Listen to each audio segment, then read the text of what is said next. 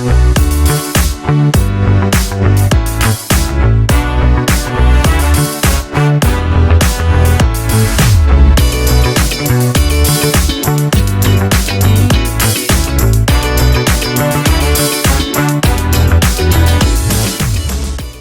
everybody, it's Kevin and Craig from Make Creative Design. If you're not following us, please go to our Instagram page, which is Make Creative Decor, and follow us, and you can check out our YouTube.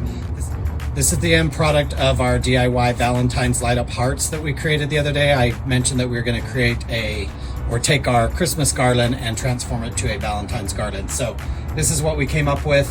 We made these hearts out of styrofoam and then painted them. They're the 4x8 sheets you can buy from Lowe's. And then of course our DIY light up hearts. Notice this little small one.